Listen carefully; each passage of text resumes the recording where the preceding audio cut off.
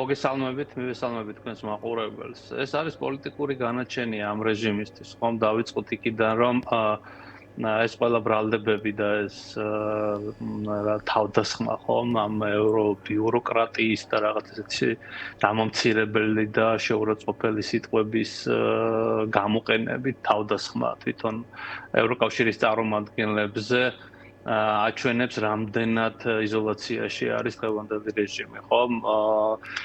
და ეს აქცენტი იმაზე, რომ ქართველი ხალხის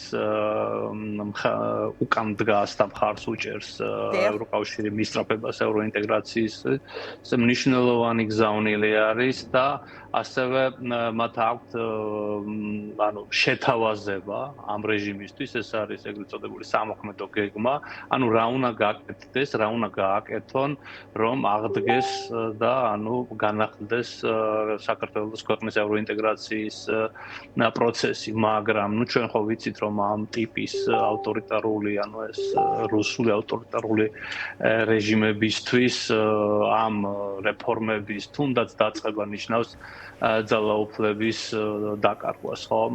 დღეს ერთ-ერთი მიზანი დამოცანა ამ რეჟიმს აქვს ის, რომ შეინარჩუნონ ძალაუფლება და ძალაუფლების შენარჩუნებისთვის, რადგანაც ქვეყნის შიგნით მათი ლეგიტიმაცია არ არის, ამიტომ ერთადერთი გზა არის ეს რეპრესიული მანქანის ამუშავება, ხო? როგორც კანონების მიღებით, ასევე თქვათ ყველა იმ ინსტრუმენტის გამოყენება, რომ მაქსიმალურად დაკეტონ სივრცე სამოქალაქო ორგანიზაციებისთვის, თავისუფალი მედიისთვის, თავისუფალი სასამართლოების, თავისუფალი ინსტიტუტების და ასე შემდეგ. და ამას ემატება ეს რაც ნახეთ BBC-ს გამოძიება, ხომ?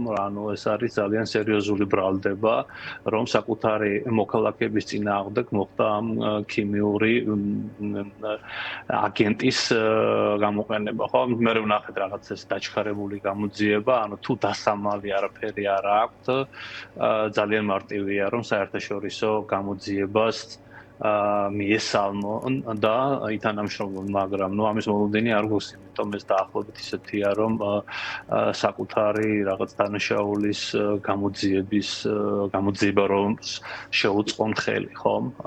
ამიტომ ნახეთ ასევე ამ ევროსაბჭოს კომისრის განცხადება, თავდაპირველად შინაგან საქმეთა სამინისტრომ უარყო და ამ განცხადებით ფაქტურად ტყუილში ამხილა, ხომ? ეს უწყება, რომელიც იძახდა, რომ არანაირი ქიმიური აგენტის გამოყენება არ ყოფილა ამ წინა წლის მიტინგების დაშლის დროს.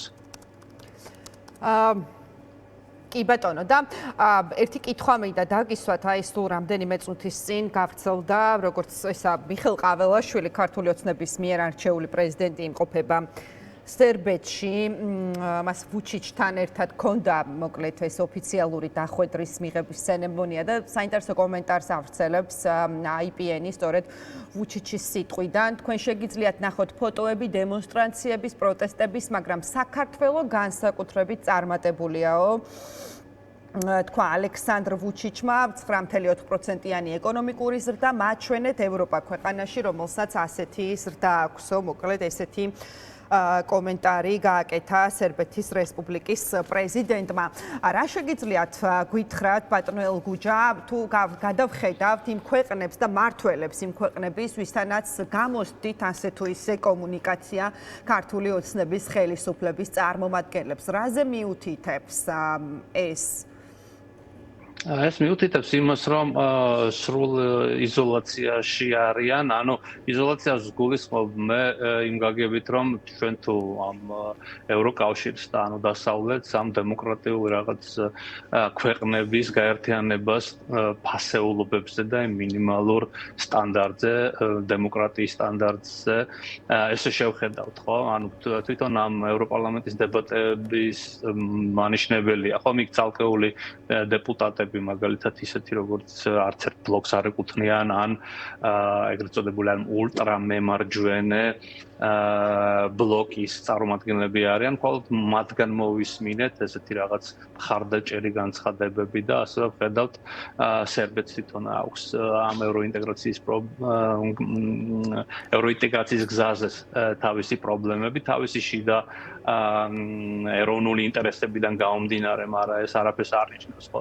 თუნდაც ეს განცხადება რო ავიღოთ ახლა თქვენ რაც ისიც ციტირებაც გააკეთეთ, ხომ? ეს რაღაც დიდი ეკონომიკური ზრდაც ხო ეს ფურცელზეა და არაფრის თქმელი არ არის, ხო? საქართველოს მოქალაქეებისთვის არაფრის თქმელი არ არის, როცა ქვეყანაში დაახლოებით ყოველი მესამე ფიზიკური საარსებო მინიმუმის ქვევით ცხოვრობს და ჩვენ ხედავთ ასევე ეს მრავალი ჟურნალისტური გამოძიება, რომელიც ეხება ასევე შიდა რაღაც კლანური დაპირისპირება ამ მოპარული რაღაც კორუფციული თანხების გადანაწილებაზე და ასე შემდეგ. როდესაც ჩვენ მოქალაქეების დიდ ნაწილს არ აქვს ცდომა ხარისხიან განათლებაზე და ჯანდაცვაზე, ეს ფურცელზე დაწერილი რაღაც ეკონომიკური ზრდის მაჩვენებლები არაფრის მომტანი არ არის. ხო, როცა ჩვენი მოქალაქეები ემიგრაციაში მიდიან, იმიტომ მათთვის არანაირი სამუშაო ადგილის ძებნის პერსპექტივა არ არსებობს. აქედან გამომდინარე, ჩვენ გვინდა ევროკავშირში წევრობა, იმიტომ რომ ეს ჩვენი ქვეყნის ყველა მოქალაქეს კონდეს თანაბარი წვდომა ამ სიკეთეებზე, ხო? იმაზე რომ არ ვილაპარაკოთ, რომ აი ამ მავნებლური პოლიტიკით ბოლო 2 წლის განმავლობაში რაც გახორციელდა, რამდენი ასეული მილიონის დახმარება და სიკეთეები დაკარგა ქვეყანამ. და ამ კვირის ბოლოს გამოქვეყნდება ვიზა ლიბერალიზაციის შეჩერების ანგარიში ყოველწლიური და შემდეგ იქნება ასევე ამოქმედება ასევე ვიზა ლიბერალიზაციის შეჩერების მექანიზმის ის მინიმალური დემოკრატიული სტანდარტი, რომელზეც თქვათ აი ამ ცვლილებებით მიება. და ჩვენ ვიცით, რომ საქართველოს უკვე ვეღარ აკმაყოფილებს ხომ ამ დემოკრატიის სტანდარტს და ეს იმას ნიშნავს, რომ შემდეგი წლის დასაწყისში შეიძლება გადაიხედოს კიდევაც თუნდაც ეს კონკრეტული სიკეთე, რომლითაც ყველა ჩვენი მოქალაქე სარგებლობდა აქ. მადლობა თქვენ. მადლობა ელგუჯა ხოკრიშვილი საუბრობდა დღის ამ